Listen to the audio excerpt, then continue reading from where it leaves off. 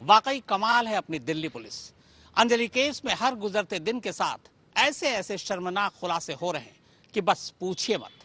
हादसे के 35 घंटे बाद अचानक स्कूटी पर एक की जगह 2 लोग सवार हो जाते हैं। हादसे के 4 दिन बाद कार का ड्राइवर बदल जाता है और अब हादसे के 5 दिन बाद अचानक पता चलता है कि कार में 5 नहीं बल्कि 4 लोग सवार थे। है ना कमाल की बात। अब जरा सोचिए, जिस केस की तफ्तीश का आगाज ही ऐसा होगा, अदालत में उस केस का अंजाम क्या होगा।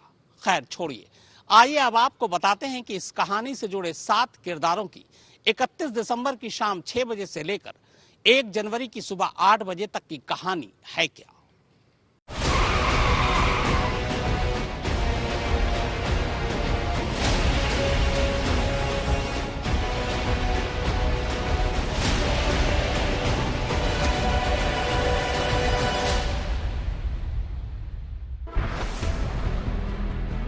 ये हैं इस कहानी के पहले 4 किरदार।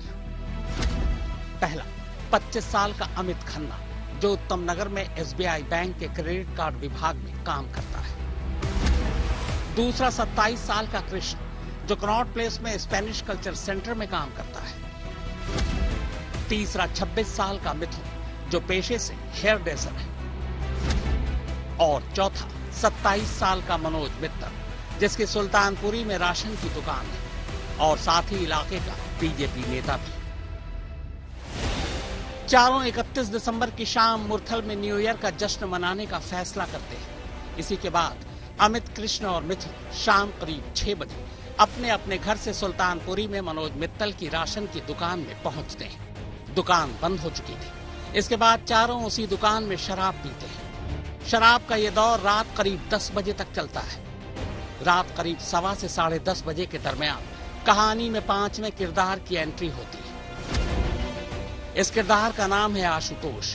नोएडा की एक टेक फर्म में काम करने वाले आशुतोष से अमित की दोस्ती थी। अमित शराब पीने के बाद आशुतोष से मुरथल जाने के लिए उसकी मारुति बलेनो कार मांगने उसके घर जाता है। ये कार दरअसल आशुतोष की भी नहीं थी। कार का असली मालिक लोकेश है। आशुतोष लोकेश का साला है, मगर लोकेश की ये कार पिछले कुछ दिनों से आशुतोष के पास थी। अमित कार लेकर मनोज मित्तल की राशन की उसी दुकान में पहुंचता है जहां सब शाम से ही शराब पी रहे थे। इसके बाद रात करीब 10:30 बजे से 11:45 बजे के दरमियान अब चारों सुल्तानपुरी से मुरथल के लिए निकल पड़ते हैं। सुल्तानपुरी से मुरथल तक कार अमित चला रहा था। मुरथल जाने के रास्ते में भी चारों शराब पीते हैं। मुरथल पहुंचने के बाद चारों एक ढाबा में खाना खाते हैं। 2022 की आखिरी रात को विदाई चारों ने मुरथल में ही दी थी। अब 2023 शुरू हो चुका था। चारों खाना खाने के बाद मुरथल से देर रात वापस सुल्तानपुरी के लिए निकल पड़ते हैं। वापसी में भी कार अमित ही चला रहा था। उधर दूसरी तरफ अंजलि भी 31 दिसंबर की रात अपनी दोस्त निधि के साथ न्यू ईयर की पार्टी मनाने अपनी स्कूटी से शाम 6:30 बजे ही घर से निकलती है। निधि को उसके घर से लेती है और फिर दोनों विवान होटल पहुंचते हैं। तब घड़ी में शाम के 7:30 बजे थे। 7:30 बजे से लेकर रात 1:30 बजे तक निधि और अंजलि होटल में ही रहते हैं। फिर दोनों रात 1:30 बजे स्कूटी से घर के लिए निकल पड़ते हैं।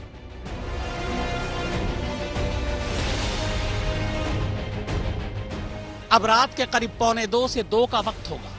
मुरथल से मारुति बलेनो कार में लौट रहे अमित, मिथुन, कृष्ण और मनोज मित्तल की गाड़ी ठीक उसी रूट पर थी जिस रूट से अंजलि और निधि स्कूटी पर घर लौट रहे थे। दोनों आमने सामने से आ रहे थे। एक जगह सड़क तंग थी।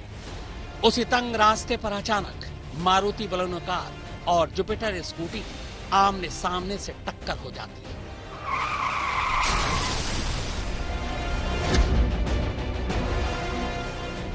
टक्कर होते ही अंजलि और निधि स्कूटी से गिर पड़ते हैं। निधि कार की दाईं तरफ गिरती है जबकि अंजलि कार की बाईं तरफ।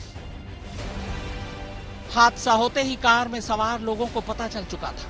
उन्हें यह भी एहसास हो गया था कि एक लड़की कार के नीचे फंस गई। अंजलि के एक पैर का निचला हिस्सा पहिए में जा फंसा था, मगर चारों पहले से ही नशे में थे। सड़क तंग थी। आगे जाने की बजाय उन्होंने उल्टे कार को रिवर्स में डाला और फिर उल्टी तरफ ही कार को भगाते ले गए। अब वो कार को सुल्तानपुरी लाडोपुर कट से होते हुए कंझावला मोड़ की तरफ ले जा रहे थे। उन्हें पता था कि उनसे एक हादसा हो चुका है, इसीलिए डर के मारे अब वो जानबूझकर ऐसी सड़क पर कार दौड़ा रहे थे जिस पर कोई पुलिस चौकी या नाका न हो। दिल्ली हरियाणा सीमा पर चेक पोस्ट है, उन्होंने उस रास्ते को भी जानबूझकर छोड़ दिया। चारों तड़के करीब 3 बजे कंझावला मोड़ पहुंच चुके थे। इस दौरान वो लगातार सर्किल, छोटे छोटे कट, मोड़ और मेन रोड से हटकर अपनी कार चला रहे थे ताकि पुलिस वालों से बच सके। बाद में अंजलि की लाश कार से अलग होकर सड़क पर जा गिरती है। इसके करीब 10 मिनट बाद यानी 4:10 पर लाश की सूचना पुलिस को मिलती है। हादसे के बाद चारों घबराए हुए थे। एक तो चारों ने शराब पी रखी थी, ऊपर से अमित जो कार चला रहा था उसके पास ड्राइविंग लाइसेंस भी नहीं थी। मित्तल, मिथुन और कृष्ण के पास भी ड्राइविंग लाइसेंस नहीं थी। चारों को पता था कि देर सवेर पुलिस कार का पता लगा लेगी। उन्हें यह भी पता था कि बिना ड्राइविंग लाइसेंस के कार चलाने और एक्सीडेंट करने पर ज्यादा सजा होगी। इसी मोड़ पर अब कहानी में छठे किरदार की एंट्री होती है। छठा किरदार अंकुश, अमित का भाई।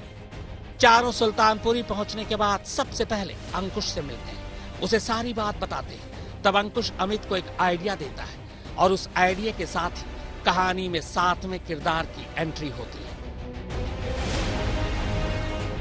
7वां किरदार अमित और अंकुश का कजन दीपक। अंकुश ने ही अपने भाई अमित को सलाह दी कि वो दीपक से संपर्क करे और उसे इस बात पर राजी कर ले कि हादसे के वक्त कार दीपक चला रहा था। दरअसल दीपक इकलौता था जिसके पास ड्राइविंग लाइसेंस है। दीपक ग्रामीण सेवा की गाड़ी चलाने का काम करता है, यानी पेशे से ड्राइवर है। दीपक को लगा कि मामूली एक्सीडेंट है, इसीलिए वो अपने कजन की मदद करने को तैयार हो गया। इसके बाद चारों कार को सीधे सुल्तानपुरी ले जाते हैं। तड़के 4:40 पर अमित कार आशुतोष के घर के बाहर पार्क कर देता है। अमित आशुतोष को हादसे के बारे में सच बता देता है। शक है कि इसके बाद आशुतोष ने कार से खून के निशान मिटाने की कोशिश की। इसके बाद अमित, मनोज, मित्तल, कृष्ण और मिथुन ऑटो पकड़कर अपने अपने घर चले जाते हैं। यह सीसीटीवी उसी वक्त की है जब चारों ऑटो पर सुल्तानपुरी से अपने अपने घर जा रहे हैं। चारों सुबह सुबह करीब 5 बजे अपने अपने घर पहुंचते हैं, लेकिन तब तक पुलिस को हादसे की खबर मिल चुकी थी। कार और कार का नंबर सीसीटीवी कैमरे में कैद हो चुका था। इसी के बाद सुबह करीब 8 बजे सभी को पुलिस उनके घरों से गिरफ्तार कर लेती है। इनमें वो दीपक भी था। बाद में पांचों पुलिस को यही बयान देते हैं कि दीपक कार चला रहा था और नशे की हालत में उनसे यह हादसा हो गया। पुलिस भी उनके बयान को सच मान लेती है, मगर बाद में जब अंजलि केस को लेकर लोगों का गुस्सा फूटता है और मीडिया में खबरें हेडलाइंस बन जाती हैं, तब पुलिस हरकत में आती है। इसी दौरान पुलिस जब कार ड्राइवर दीपक से सख्ती से पूछताछ करती है, तब दीपक टूट जाता है। उसे वैसे भी पहले से नहीं पता था कि हादसा किस तरह का हुआ। उसने इसे एक मामूली हादसा माना था, मगर जब उसे पता चला कि कार में फंसकर एक लड़की की मौत हो चुकी है, तब उसने पुलिस को सच बता दिया कि कार वो नहीं बल्कि अमित चला रहा था। सस्टेन्ड इंटरोगेशन के आधार पे ये पता लगा है हमें कि जो दीपक था वो उसने अपने आप को ड्राइवर बताया था, लेकिन इंटरोगेशन के दौरान हमें पता लगा है कि एक्चुअली जो गाड़ी थी वो अमित ड्राइव कर रहा था। और ये इसके हमारे पास साइंटिफिक एविडेंस हैं। और 2 लोग जिन्होंने ये आइडेंटिटी किसी की कंसील करने की कोशिश की थी, ये ड्राइवर नहीं था अमित, उसके जो सहयोगी हैं उनको इस केस में एक्यूज बनाया गया है।